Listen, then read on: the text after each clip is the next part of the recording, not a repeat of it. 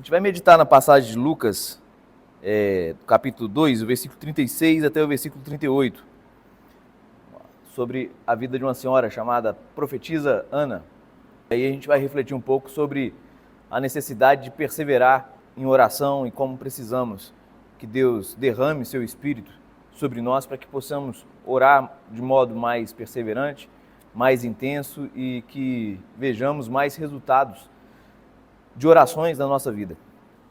Então, Ana, essa profetisa, que estava no templo, vendo essas coisas acontecendo, né, vendo Simeão pegando Jesus nos braços, falando que Jesus seria objeto de contradição para muitos, e ela pega e começa a se alegrar, né, em tudo isso. Agora, veja que, embora em Israel tivesse uma expectativa de um Messias, de um Salvador, ou de salvadores, ou de uma redenção, seja lá como fosse, que tirasse eles debaixo da tutela do Império Romano, e tinha muitos segmentos, fariseus, saduceus, zelotes, essênios, todos eles pipocando de algumas expectativas, outros segmentos, como os saduceus, por exemplo, eles estavam felizes de alguma forma com o poder que tinham e com os seus conchavos com o Império Romano.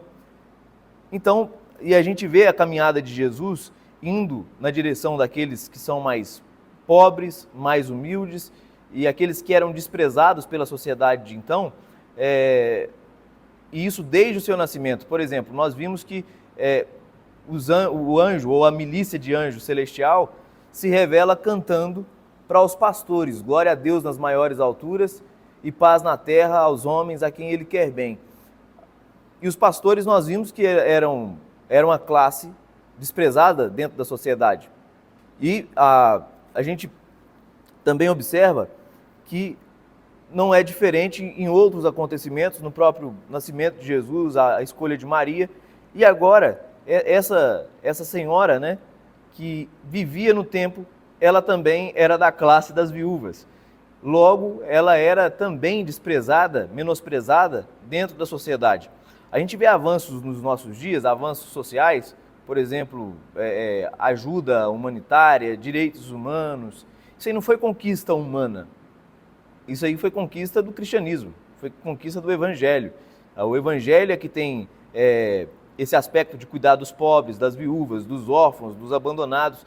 E os cristãos, ao longo da história, eles nunca esperaram que viesse ajuda do Estado ou qualquer coisa do tipo. Eles sempre se responsabilizaram em cuidar uns dos outros, né? A Igreja do Senhor sempre se responsabilizou por isso.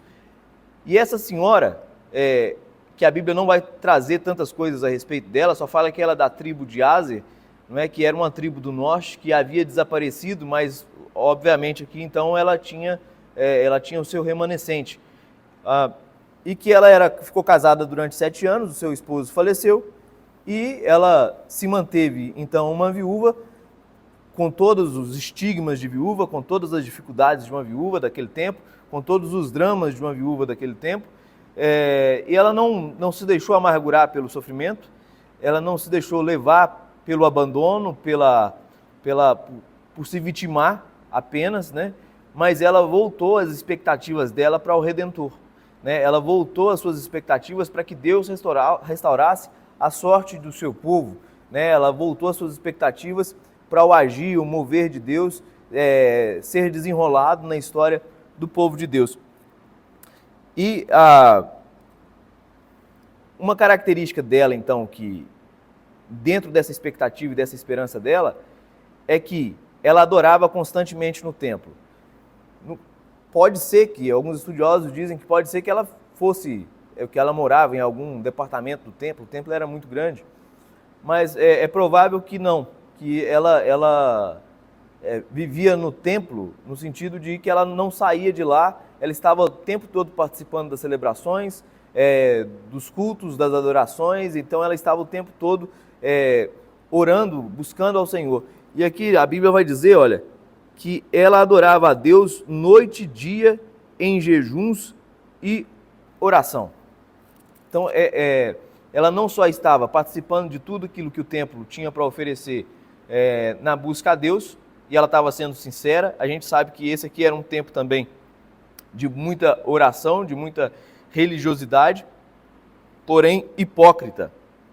Jesus disse que era para os seus discípulos que deveríamos ter cuidado com o fermento dos fariseus e dos saduceus, que é a hipocrisia.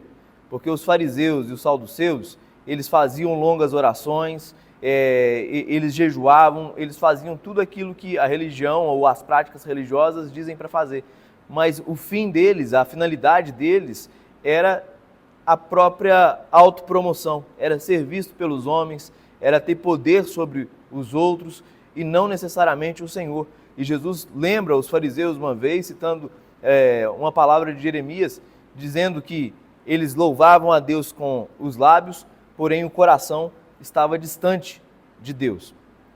E aí, essa mulher ela não tinha sido impactada pelo fermento dos fariseus e dos saduceus, ela não tinha sido rendido ao espírito, por assim dizer, do seu tempo, mas ela estava rendida mesmo, era a Deus, ao Espírito Santo. E aí ela, além de participar de tudo no templo, o que mostra que ela tinha uma devoção particular também, é que ela fazia orações e jejuns. Essas orações aqui, a palavra ela traz a amplitude de orações, mas provavelmente então são orações em secreto. Foi o que Jesus disse, né? Que a gente precisava ter uma vida em secreto com Deus. Fechar a porta do nosso quarto e o Deus que nos vê em secreto, nos recompensaria. O que fica aqui então dessa sinceridade dessa mulher é que quando o menino Jesus ainda é apresentado no templo, ela ouve o profeta Simeão, ela se alegra, não porque foi um anjo que revelou para ela, não porque ela teve uma experiência espetacular, como teve outros casos, mas não, ela ouviu a palavra na boca do profeta e ela acreditou que aquele era o menino Jesus. E ela se alegrou e começou a adorar a Deus por isso, porque ela falou, chegou o tempo então da redenção de Israel, chegou o tempo da nossa redenção.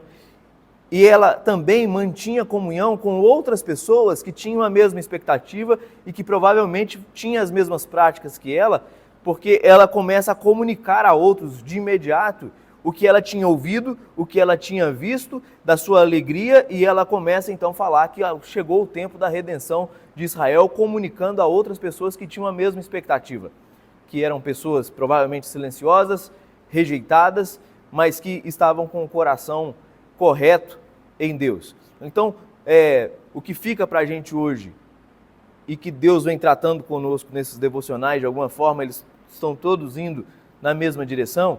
A gente vive num tempo onde as pessoas estão fragmentadas, onde manter constância e perseverança na mesma direção é muito difícil.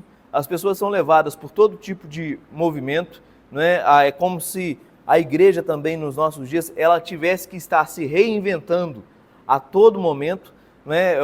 E às vezes se rendendo ao espírito do tempo para falar o que as pessoas querem ouvir, para afagar o ego das pessoas e não necessariamente comprometida com a verdade. E essa mulher, ela tinha um compromisso em buscar a Deus e ela estava comprometida de fato com isso, perseverante, integrada nisso. Jesus uma vez contou uma parábola falando sobre o dever, quando ele fala daquele juízo iníquo e de uma também viúva, que pela insistência dela, e embora o juiz fosse iníquo, ela fez com que aquele juiz intercedesse e olhasse para a causa dela por causa da importunação. Ali, Deus está mostrando algo que é um contraste. E aí ele começa essa parábola contando sobre o dever de orar sempre e nunca esmorecer. Paulo vai falar que precisamos orar sem cessar. Paulo vai falar que nós precisamos ser perseverantes e vigilantes na oração. Jesus foi um modelo de oração. Se Jesus foi para nós um modelo de oração e ele precisou orar muito, né, você imagina nós então, porque Jesus era Deus. Nós então precisamos orar redobradamente, mantermos a nossa vida constantemente em oração. E aí às vezes você pode dizer, mas eu tenho alguns canarinhos para dar ao picho, eu não posso ficar como Ana, a profetisa, o tempo inteiro dentro da igreja, orando 24 horas por dia. Mas a nossa vida precisa ser uma vida de oração. Você pode fazer tudo conhecido. Paulo fala isso, né? que nós precisamos fazer tudo conhecido diante de Deus. Na Bíblia vai mostrar exemplos de pessoas orando de joelho, de pé, deitado, sentado, andando, na rua. Não interessa a posição que estejamos e não interessa onde estejamos. Nós podemos fazer tudo o motivo de oração.